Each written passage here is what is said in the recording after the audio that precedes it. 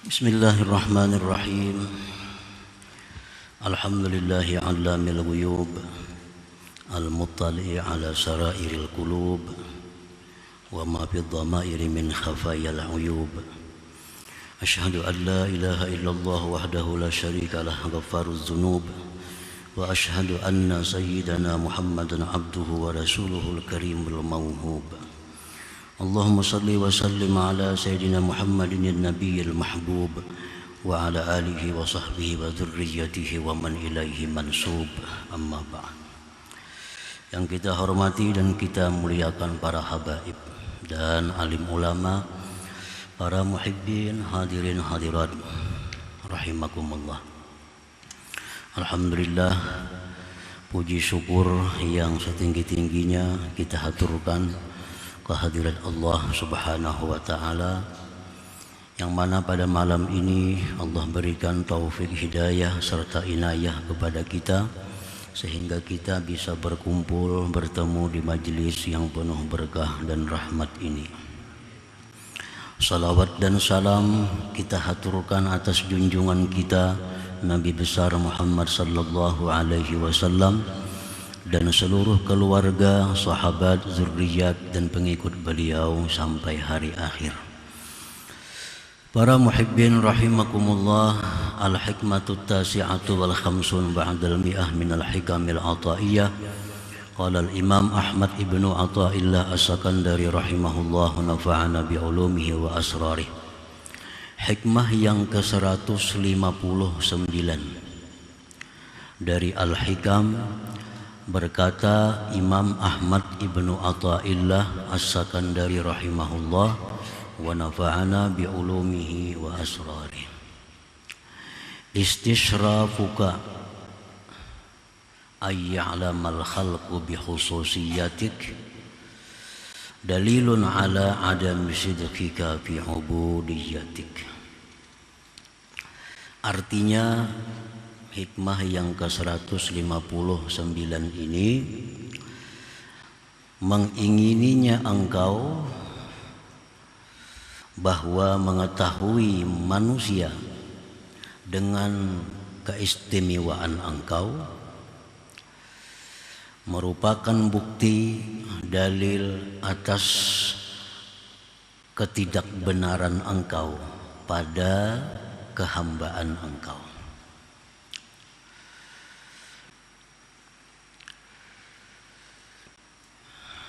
Idza khassaqallah bi khususiyatin kawara'in aw zuhdin aw ma'rifatin aw karamatin thumma tamannaita aw ahbabta ay ya'laman nas bitilkal khususiyah fadzalika dalilun ala wujudir riya al-khafi fi qalbik wa dalilun ala adami sidqika bil ubudiyah.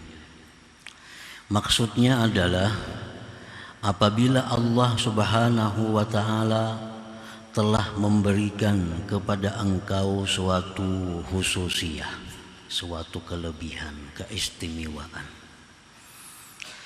Diberikan Allah kepada seseorang. Contohnya keistimewaan itu antara lain adalah kawarain, seperti wara. Artinya orang yang mampu bersifat wara itu orang yang diberi Allah khususiyah, diberi Allah keistimewaan sehingga dia bisa bersifat dengan wara. Wara artinya menjauhi segala sesuatu, tindakan, perbuatan, perkataan yang syubhat. Menjauhi segala sesuatu, baik perkataan, baik perbuatan, daripada yang syubhat, artinya yang tidak jelas halal haramnya. Nah, itu satu kelebihan. Kalau kita bersifat itu, kita punya sifat atau punya sikap menolak sesuatu yang tidak jelas halal haram, baik itu makanan, minuman, pakaian, tempat tinggal, perkataan, perbuatan. Apabila kada jelas hukumnya, kita tidak melakukannya. Nah, itu wara. Ini sifat yang luar biasa, istimewa yang diberikan Allah kepada seseorang hamba. Au zuhdin, atau diberikan Allah dia sifat zuhud. Zuhudnya lebih lagi daripada wara. Dalam kedudukannya zuhud ini lebih tinggi daripada wara. Artinya orang yang wara belum tentu zuhud. Tapi kalau orang zuhud itu sudah pasti dia wara. Zuhud ini orang-orang yang mampu meninggalkan yang halal. Orang-orang yang mampu meninggalkan yang halal karena khawatir bahwa mengganggu hubungannya dengan Allah. Nah, ini zuhud lebih tinggi lagi. Orang yang diberi Allah zuhud itu orang yang punya khususiyah, orang punya kelebihan. Au ma'rifatin, atau diberi Tuhan ma'rifat, lebih hebat lagi. Karena orang zuhud belum tentu ma'rifat. Kalau orang yang dapat ma'rifat itu pasti sudah orang yang bersifat wara, zuhud dan lainnya. Au karamatin, atau diberi Allah dia karamat, keistimewaan, kelebihan, perkara-perkara yang menyalahi adat istiadat, dia diberi Allah demikian. Nah, apabila Allah mengkhususkan engkau dengan satu kekhususan seperti wara, zuhud, ma'rifat, karamat dan lain-lainnya, kemudian engkau mengingini bahwa manusia tahu dengan kelebihan itu. Nah, engkau mengingini, menghendaki bahwa orang lain tahu dengan kelebihan yang ada pada diri engkau itu. Maka yang demikian itu menunjukkan atas adanya riya yang tersembunyi dalam hati engkau. Dan itu bukti bahwa engkau tidak benar menjadi hamba Allah Subhanahu wa ta'ala. Nah, para muhibbin rahimakumullah. Jadi kita hendak orang tahu dengan kelebihan kita nih. Orang ini ingin bahwa orang lain tuh tahu dengan keistimewaan dirinya. Kalau demikian ada dalam hati kita, nah maka kita itu adalah riya yang tersembunyi dalam hati dan kita belum benar jadi hamba Allah. Artinya kita sembahyang misalnya tengah malam, rutin sembahyang tahajud, ini khususiyah nih, ini kelebihan. Karena kada sembarang orang bisa rutin tahajud. Kalau dia ingin agar orang tahu bahwa ini ahli tahajud, walaupun inya kada berkisah, cuma dia ingin agar orang tahu inya ni ahli tahajud. Berarti tahajudnya itu ada masuk riya, ada riya. Dan ini orang belum benar menjadi hamba Allah, belum sebenarnya menjadi hamba Allah Subhanahu wa ta'ala. Nah, sama halnya bersedekah. Inya bersedekah, inya bahadiah, inya apalagi bawakaf misalnya. Dia ingin orang lain tahu bahwa inya berwakaf. Orang lain tak ingin bahwa orang lain tahu inya berwakaf. Misal membangun masjid, Haji Abdullah misal membangun masjid, dengaran ini masjid Haji Abdullah umpamanya, supaya orang tahu ini wakaf dari Haji Hasbullah umpamanya. Tujuannya supaya orang tahu bahwa ini wakaf dia. Nah, ini pasti mengandung riya tersembunyi dalam hatinya dan dia belum benar menjadi hamba Allah.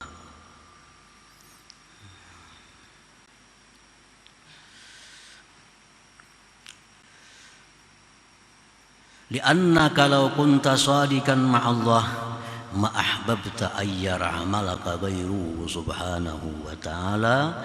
Karena jikalau engkau itu benar-benar beserta Allah, engkau benar-benar menjadi hamba Allah, engkau benar-benar berkhidmat kepada Allah, niscaya engkau tidak suka bahwa melihat akan amal perbuatan engkau itu oleh selain Allah Subhanahu wa ta'ala. Nah, para muhibbin rahimakumullah. Jadi artinya kelebihan pada diri itu baik dikisahkan kepada orang atau kada dikisahkan. Cuma inya kepingin aja dalam hati. Kepingin dalam hati orang tuh tahu siapa aku nih sebenarnya. Nah, itu berarti orang ini kada bujur. Qala Ahmad ibnu Abil Hawari, man ahabba ay yu'rafa bi syai'in minal khair aw yuzkara bih faqad asyraka fi ibadatihi.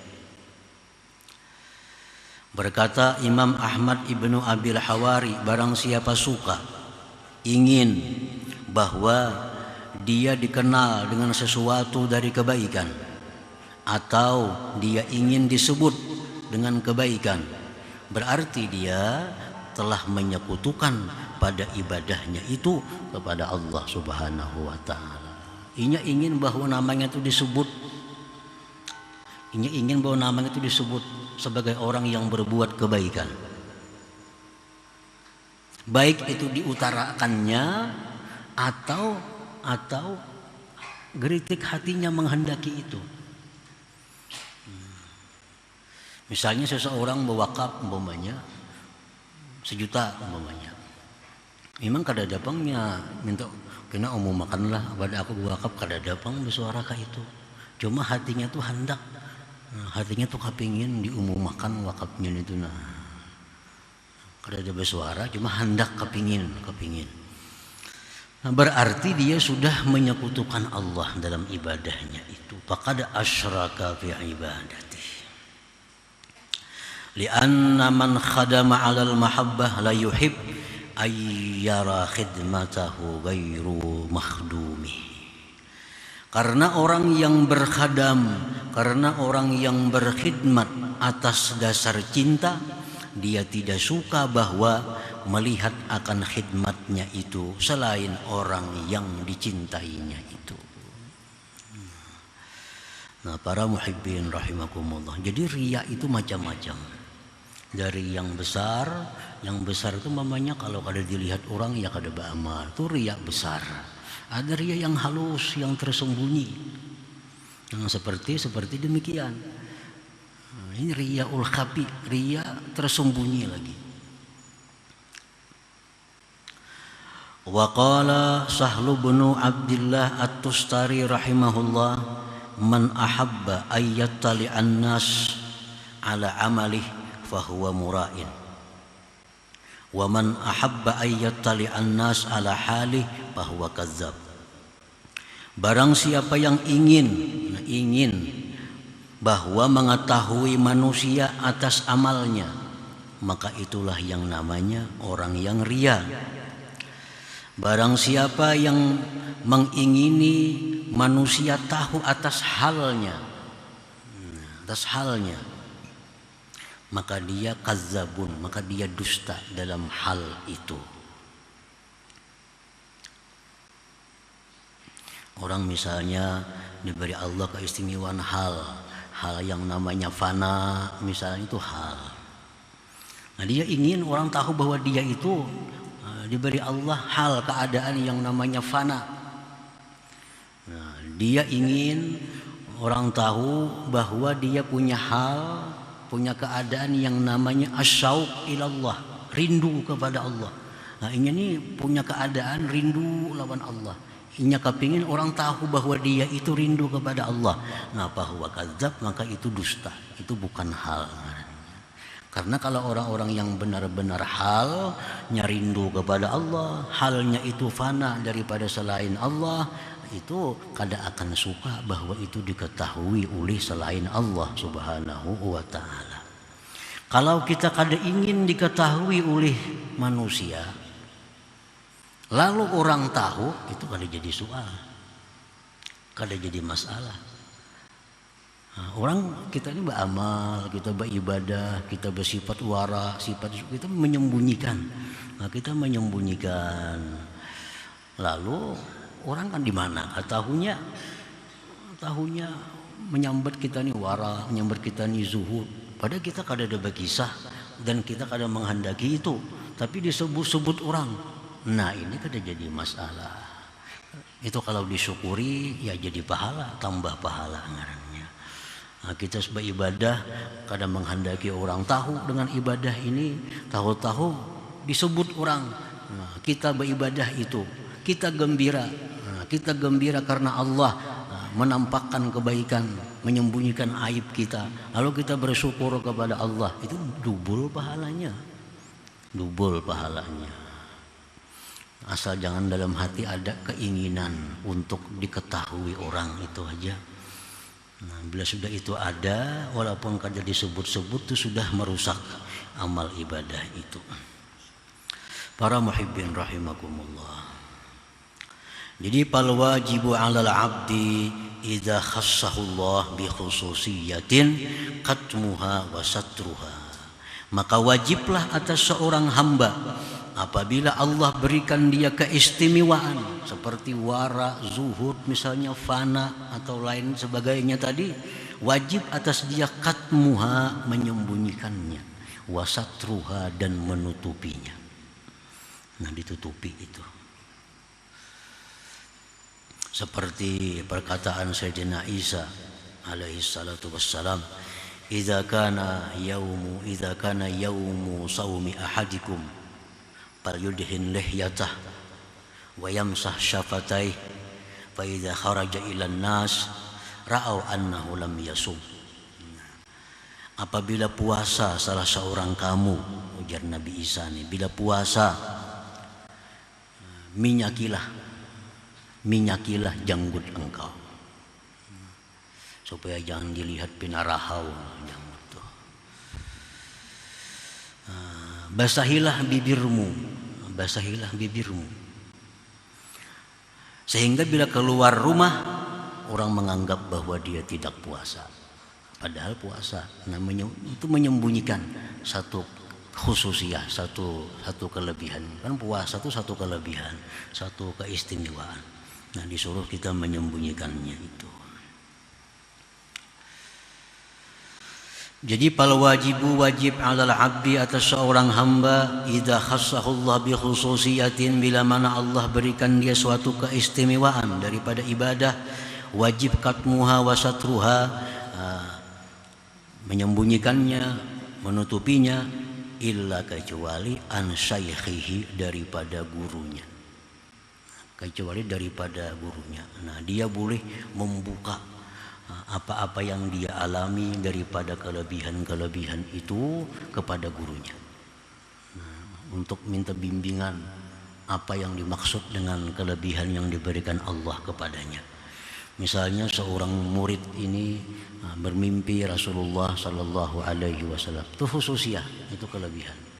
Mimpi Rasulullah memakai baju putih, ini hijau misalnya, atau warna apa.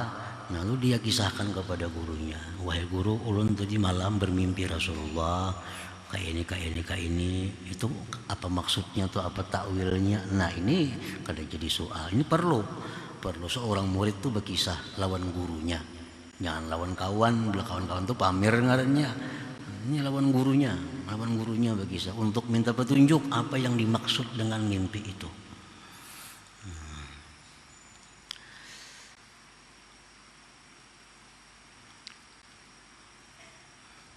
Illa an syaikhihi, kecuali daripada gurunya, au muridihi, atau daripada muridnya. Nah, seorang guru itu bisa membuka khususiyahnya kepada muridnya. Tapi kada semua murid yang bisa dibuka kelebihan si guru itu. Si guru itu biasa membuka kelebihan dirinya kepada muridnya yang dianggapnya masih belum tasdiqul jazim. Si murid ini belum punya keyakinan yang mantap dengan gurunya. Lalu dibuka oleh gurunya supaya si murid itu dengan gurunya punya keyakinan yang mantap bahwa guruku ini benar. Jadi murid-murid yang dikisahi guru keistimewaan sidin itu murid yang lemah sebenarnya, bukan murid yang harat itu. Kalau murid yang sudah sempurna, murid yang sudah mantap, itu guru kada akan mengisahkan kelebihan-kelebihan yang diberi Allah kepada gurunya dengan murid itu. Karena guru sudah tahu muridnya sudah punya tasdiqul jazim, sudah punya keyakinan kuat terhadap gurunya. Kada perlu lagi dikisahkan itu. Yang dikisahkan ini murid-murid yang masih kadang-kadang bagus keyakinannya kepada gurunya, kadang-kadang turun keyakinannya kepada gurunya. Nah itu kadang-kadang guru bisa menampakkan kelebihannya kepada murid ini agar murid ini jangan lagi turun naik keyakinannya kepada seorang gurunya itu. Itu seringkali terjadi dan dialami oleh para guru-guru kita.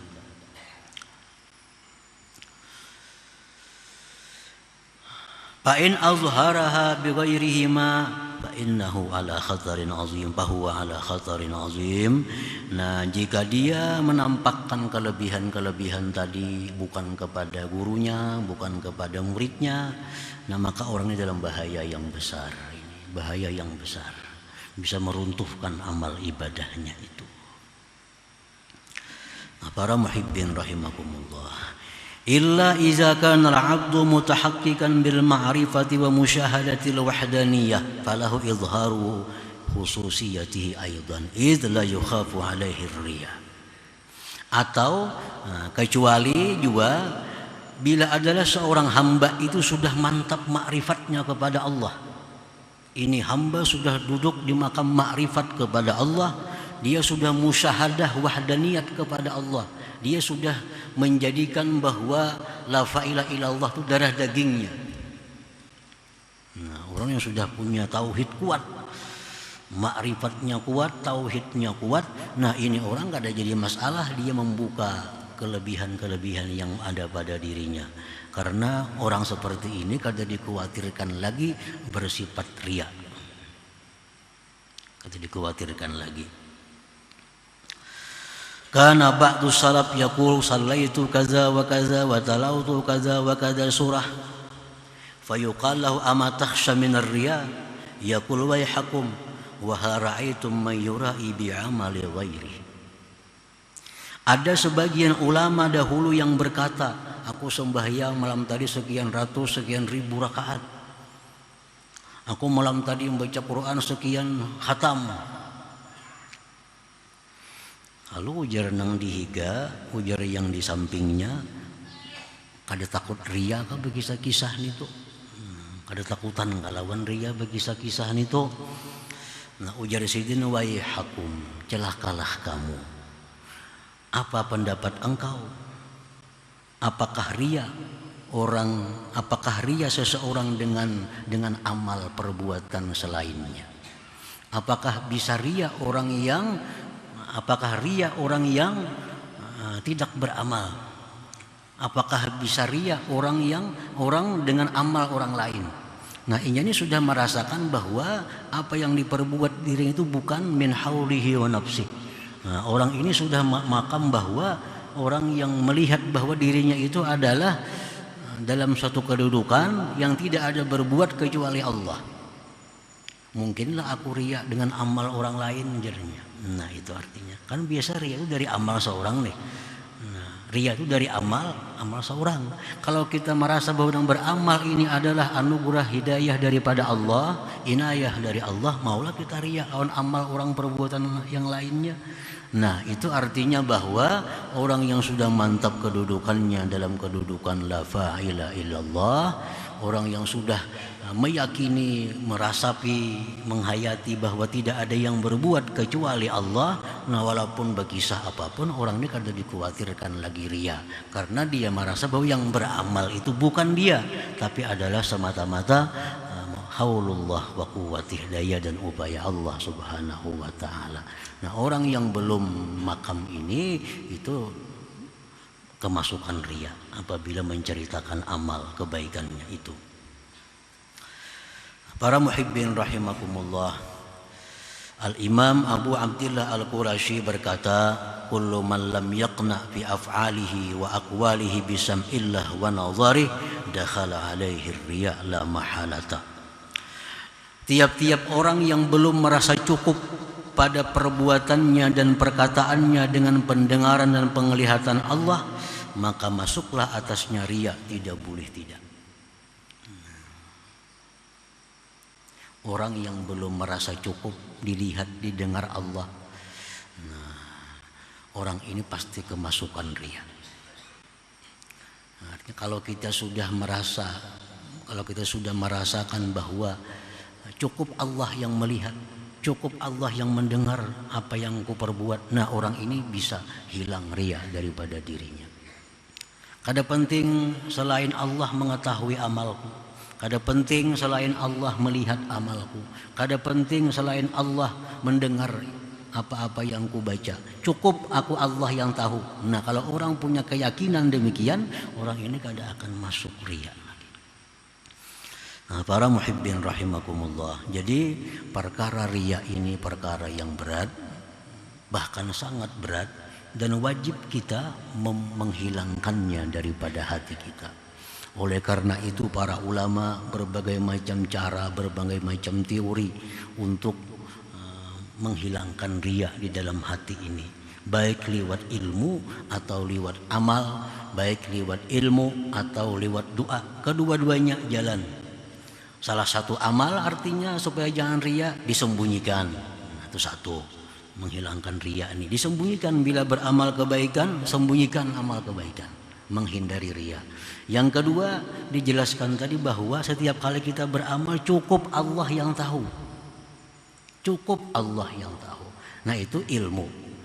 Ilmu supaya jangan riya. Adapun amaliyah doa, Rasulullah SAW pernah memberikan satu doa kepada Abu Bakar Siddiq radhiyallahu an, yang mana Abu Bakar ini khawatir kalau riya.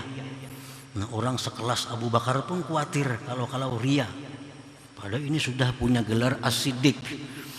Orang yang sangat jujur, orang yang sangat benar. Nah, beliau pun diberi Rasulullah SAW doa, yang doa ini bisa menghilangkan sifat riya yang ada di dalam hatinya itu. Jadi Rasulullah memberi doa kepada Abu Bakar, Allahumma inni a'udzubika an usyrika wa ana a'lam wa astaghfiruka lima la a'lam. Anda aja doanya tuh. Allahumma inni a'udzubika an usyrika wa ana a'lam wa astaghfiruka lima la a'lam. Disuruh Nabi Abu Bakar baca doa itu, niscaya riya itu akan hilang daripada hati engkau. Nah, para muhibbin rahimakumullah. Jadi artinya bahwa menghilangkan riya ini itu belum cukup hanya dengan ilmu-ilmu. Perlu doa.